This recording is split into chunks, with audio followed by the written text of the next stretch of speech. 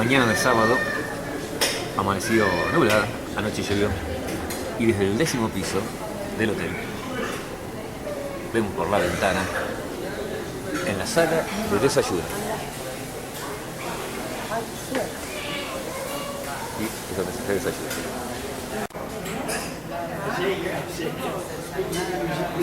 Otro poquito del ventanal en el salón del desayuno. 10º piso. Sábado por la mañana iniciamos la visita de Ciudad City Tour. Aquí ya observamos algunas de las cosas y los edificios que hemos visto en el día de ayer. Amanecer, o mejor dicho, las primeras horas de la mañana, sábado 5 de mayo, nublado. Y aquí sí ven justamente la torre latinoamericana.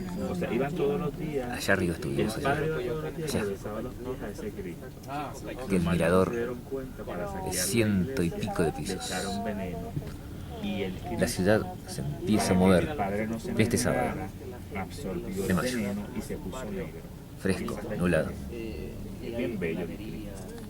Rico Martínez. Encarga de hacer la obra de ingeniería civil más grande de México, de la Ciudad de México. ¿Cuál es esta?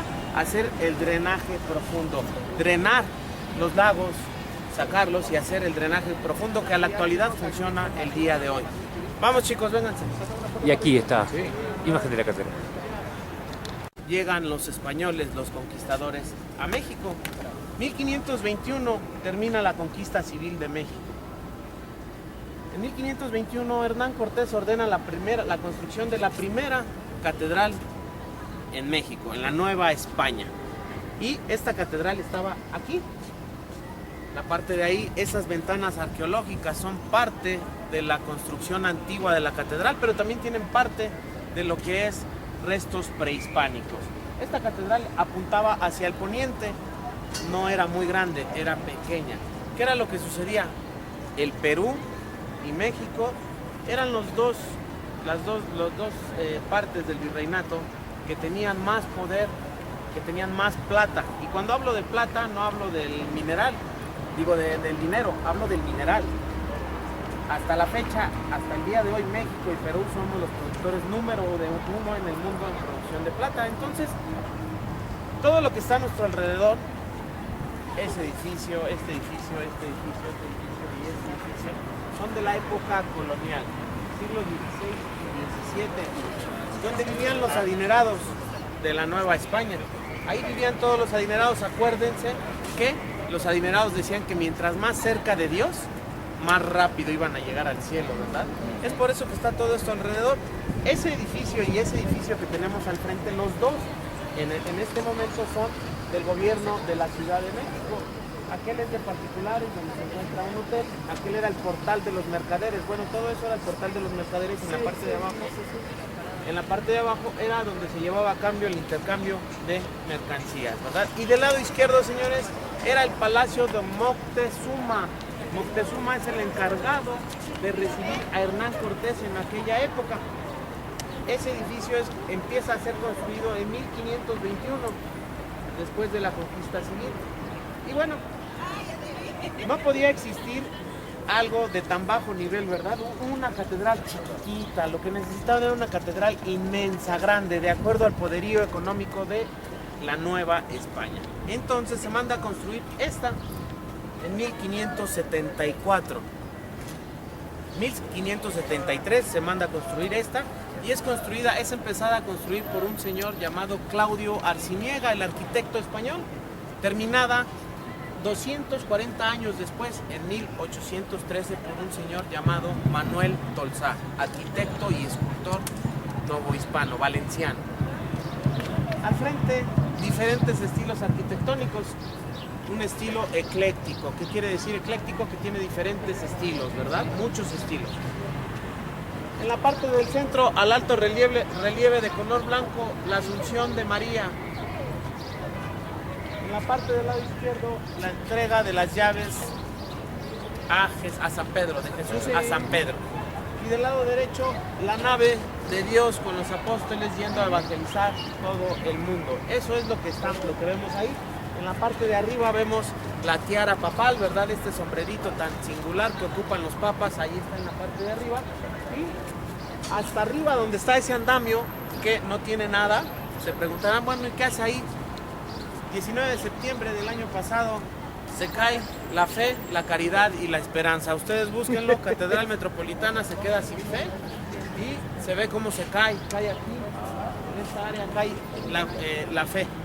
La fe es la que cae aquí y están remodelándolas, por eso las quitaron, la que cayó pues obviamente la están rehaciendo, ¿verdad? Ayer estuvimos, pero revivimos otro momentito en la Catedral Metropolitana. Bueno, me detuve aquí para explicarles las generalidades de la Catedral Metropolitana de la Ciudad de México. Esta es la más grande de América, tiene 54 metros de ancho por 108 de largo, exactamente el doble. En la parte central vemos el altar del perdón. Ese altar del perdón está hecho en madera con un estuco que tiene sin flash por favor, tiene un yute, una tela muy especial que va encima de la madera y después de la madera va un yeso, un estuco, y después de ese estuco laminillas de oro. Este está hecho en estilo barroco, y lo hace un señor llamado español, Jerónimo de Balbás. Son 5 naves las que tenemos. Del lado izquierdo es una nave llena de capillas dedicadas a diferentes santos.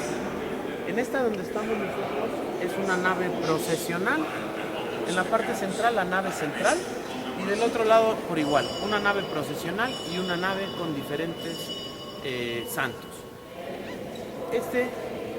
Este Cristo que tenemos al frente tiene una historia muy peculiar. En 1926 existía una persecución en contra de los sacerdotes mexicanos, de los religiosos mexicanos. Un presidente llamado Álvaro Obregón, antirreligioso, se encarga de hacer esta persecución. Los encerraban y los desaparecían. Quiere decir que los mataban, ¿verdad? Este Cristo se encontraba en una parroquia cercana a este lugar y es traído aquí. Un religioso todos los días venía a orar, se hincaba, oraba, terminaba de orar por México, besaba los pies y se iba, besaba los pies de Cristo y se iba.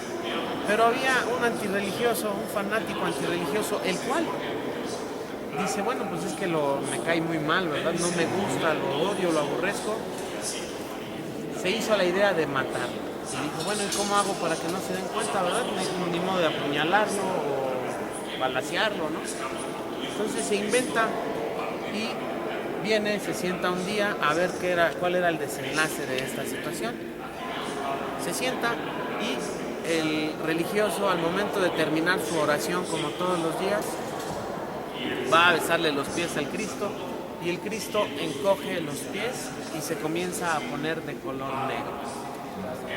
Él le había puesto veneno a los pies para cuando él lo besara se enfermara y muriera. En ese momento el antirreligioso, el fanático antirreligioso cae hincado a los pies de este Cristo, pidiéndole perdón a este religioso, y el religioso le contesta simplemente, no te preocupes, yo no tengo nada que perdonarte, él ya lo hizo, él ya te perdonó. Parte de atrás de la Catedral Metropolitana se ve un poquito mejor ahora porque se ha nublado el día, así que se puede apreciar mejor la estatua y Juan Pablo II.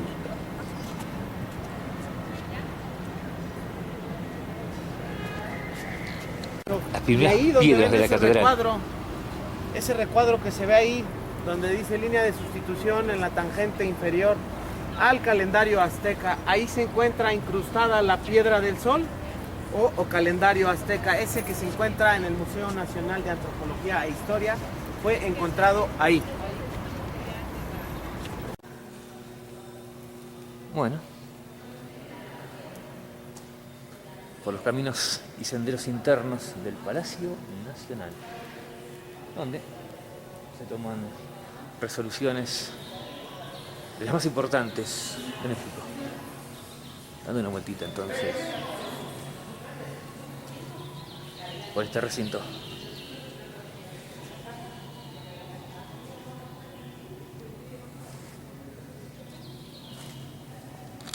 Nace en 1807, cuando todavía era parte del Virreinato México de la Nueva España, y muere en el 72. Don Benito Juárez, un pequeño niño nacido en Oaxaca, a la edad de 10 años aproximadamente, cuidaba las ovejas de su tío y pierde una. Cuando él la pierde tiene mucho miedo y lo que hace es huir de este pueblo de Guelatao en Oaxaca. Huye hacia la capital y en la capital busca a su hermana. Su hermana era una empleada doméstica de un personaje adinerado de ese lugar, el señor Antonio Maza. Acuérdense bien de ese nombre, Antonio Maza. El señor Antonio Maza le dice a la hermana de Benito Juárez que si ella desea que su hermano se quede a vivir en ese lugar, tiene que aprender un oficio y pagarse su estadía en ese lugar. La hermana y don Benito Juárez aceptan. Se queda Benito Juárez en esta hacienda, en esta casa, y aprende el oficio de jardinería. Todas las tardes salía el niño Benito Juárez a la iglesia de Oaxaca, donde se daba cuenta de la inmensidad y del poder económico que tenía la iglesia. ¿Por qué? Porque en esa iglesia había mucho oro. Entonces, él iba y admiraba esta iglesia, pero era inquieto, ¿verdad? Y andaba caminando por todos lados. Entonces, un sacerdote llamado Antonio Salanueva intenta comunicarse con él, no lo consigue, y busca un intérprete. Pero se da cuenta que ese niño le puede servir, puede tener mucha utilidad, porque el señor Salanueva quería aprender el idioma indígena, el idioma que hablaba Benito Juárez. Benito Juárez hablaba mixteco o zapoteco, ¿sí? Entonces le pide que se vaya con él, que le den su tutela. Van y hablan con el señor Antonio Maza. El señor Antonio Maza accede, le concede la tutela al señor Salanueva, y en ese momento empieza a aprender Benito Juárez español, Salanueva mixteco o zapoteco, y empieza a estudiar don Benito Juárez, o el niño Benito Juárez. Empieza a aprender las letras, a leer y a escribir, ¿verdad?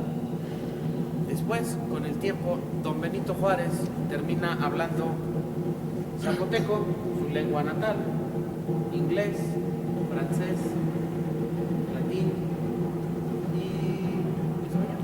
y el español, todos esos idiomas. Cuando él termina la escuela, cuando él termina la primera preparación escolar, que aprende a leer, escribir, sumar, restar, lo primero, ¿verdad?, que aprende uno, él decide que va a seguir. Era muy inteligente. Termina convirtiéndose en abogado.